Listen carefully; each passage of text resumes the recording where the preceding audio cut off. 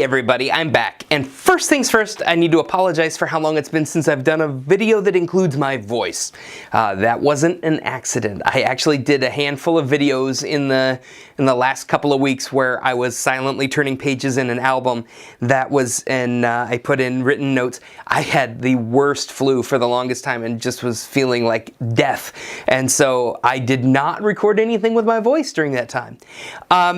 But I obviously am just fine and not dead, and so let's continue on with some videos.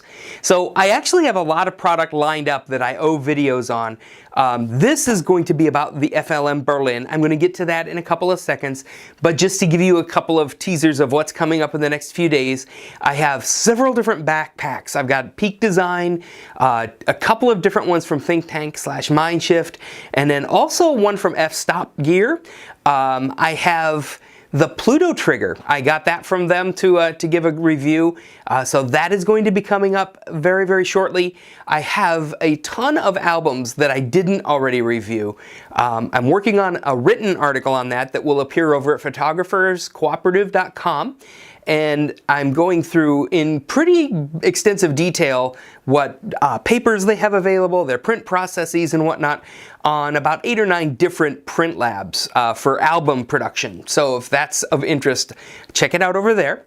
Right now we have a killer giveaway going on. It is April 2018, and if you're watching this as it's released or anytime in the month of April, if you go over to our Facebook group, which is just Photographers Cooperative over there, we have a contest. It's actually posted right at the very top as an announcement.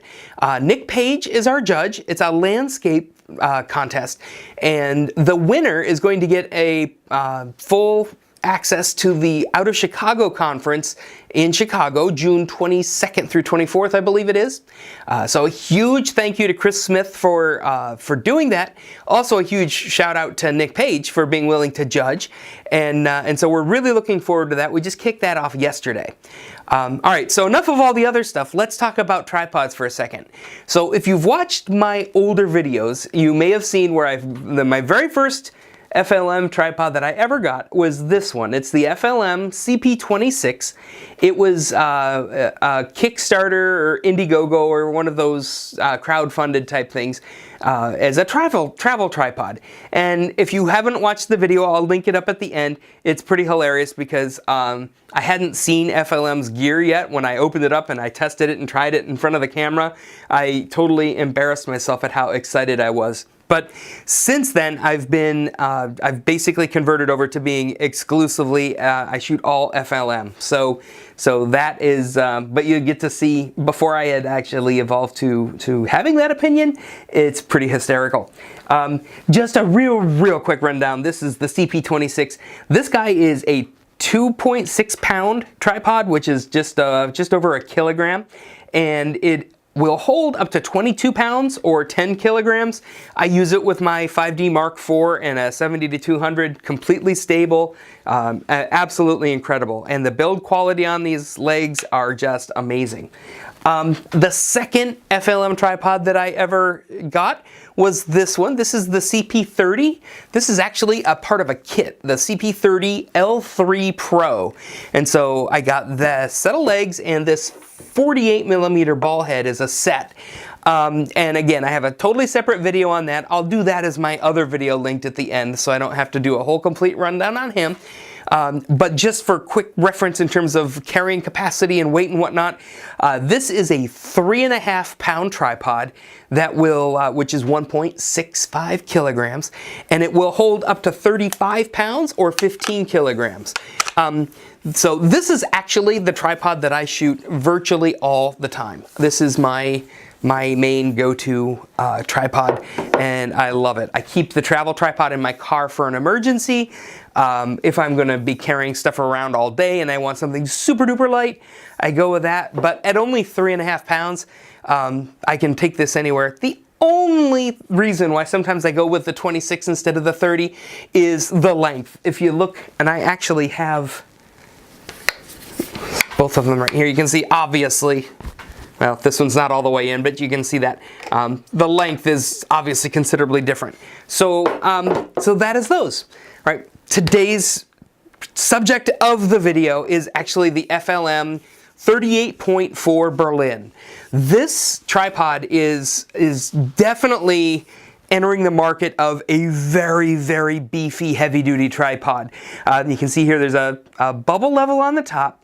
The biggest thing to note is actually, I think, other than just the size and dimension and hugeness of it, is the fact that it will take a 75mm or a 100mm video bowl. You can get adapters and it'll handle either one. It doesn't come with the center column, which for most people I think that's a big plus. A lot of, at least I don't use a center column very often, and most of my buddies don't. But anyway, without the center column, or without a center column in here, and with the legs all the way down, it gets down to a ridiculous 3 inches. All right, so you're getting 3 inches off of the ground, which is 8 centimeters, I believe.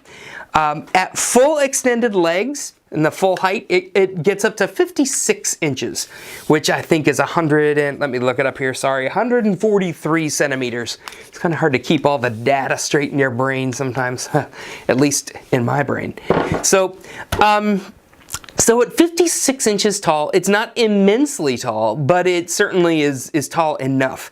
And then they don't make an FLM branded center column yet, but actually the folks at FLM shared out a link to where you can just order one that fits if you do need a little extra height on that. There is a single hex screw adjustment, which is real simple and easy to swap these out and to put in video bowls or leveling plates or whatever it is that you're going to insert in there. It's 10-time carbon fiber, which is just immensely strong. So the carrying capacity on this is 88 pounds, which would be 40 kilograms. And it only weighs, it's under 5 pounds, like 4.9 pounds, which in kilograms is like 2.25 kilograms. The legs adjust the same exact way that the others do. You have a toggle switch here. And so when you bring it up all the way to the top, you flip it down, and then it just snaps down in to 3 different pre-adjusted levels. The bottom at the feet, if we can gracefully turn this over, you can unscrew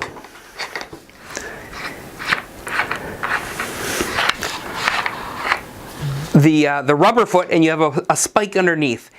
If I had one criticism or suggestion on the construction, it would be to possibly have it set up so that you would have a thread there so that you could opt for whatever length spike you want.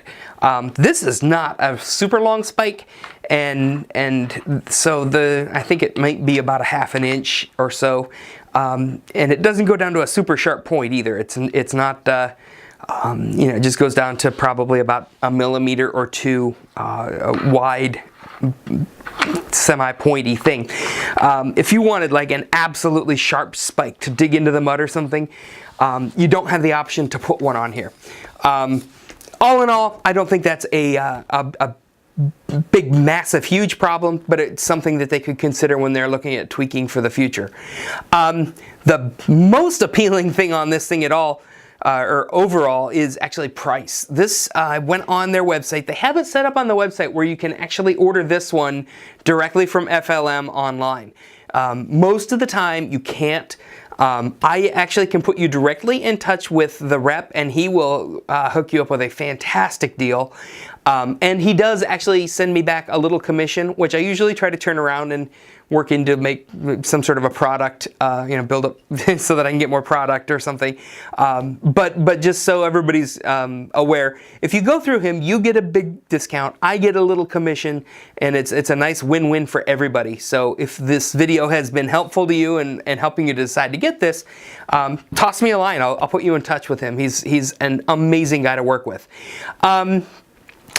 But yeah, I clicked the online buy button just to see, and it came up at $750 US.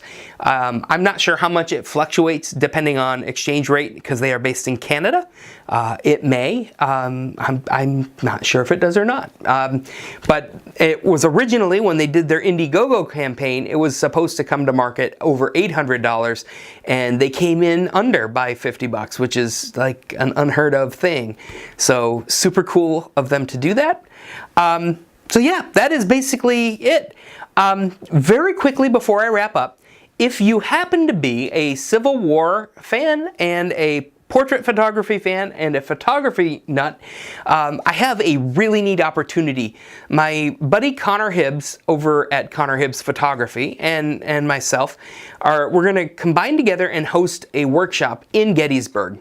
And it's a 3-day workshop. The first day is going to be in interior. We're going to do it in a studio setting with lighting. I actually already have the lighting set up for my side. I'll be showing Ellen Chrome. He's actually going to be showing Paul Buff materials. I know he does has a bunch of photodiox modifiers that you can learn with. I'll have a bunch of Ellen Chrome and Rotolux type modifiers to show. There may be a possibility of a third lighting company. I'm encouraged. I was told that something's on its way, but I'm not going to go into that in any more detail until I have it in hand, because sometimes companies tell you something is on its way and it's not. So we will see. That workshop is in July 2018. It's July 6th, 7th, and 8th. If you are interested, I believe we only have 3 spots left. They're almost completely sold out. We're only doing 10 spots because we want it to be very individual attention, and we don't want to have it so crowded that you're basically in a great big lecture hall type environment. This is going to be much more of us coming around, helping you with settings, helping you with lighting, and whatnot. But we also have media access to all of the media-only areas for photographers, where the press goes to get their footage. It's the same towers where History Channel and Nat Geo and whatnot go. And if you are a fan of the reenactment at Gettysburg, you might already know this, but they do a 5-year cycle. They do 4 really tiny, well, relatively tiny reenactments, followed by every 5th year of the anniversary of the battle. The 5 years are really big, and this is the 155th coming up. So this is one of the big reenactments. A lot of extra reenactors, and the battle scenes are bigger, and there's more exploding stuff and all of the gunfire and the battle scenes and whatnot. So we're going to be shooting that. We're also partnering with one of the specific groups of reenactors to have their individuals pose for us. And they're actually Union generals and Abe Lincoln. And the Abe Lincoln is actually a very convincing Abe Lincoln. I went out last year and did some advanced shooting and got some portraits with these guys. They're super knowledgeable guys. If you do blend your interest of history and photography the way that I do, just talking to these guys is insanely cool, because they're all generally historians who are experts in the guy that they're portraying. Amazing wealth of information. And so I'm excited. If you can't tell, it's going to be a fun time shooting and watching other things being shot, and we're going to be in the camp. They have a camp where basically everything is all the original, like cast iron equipment and whatnot, very authentic, all of their tents and whatnot. And as the camp wakes up in the morning, we'll be capturing the coming awake of camp life, both Union and Confederate stuff right there. So you get both looks, and there are these grizzled old veterans that are like 70-year-old guys chomping on cigars in uniform.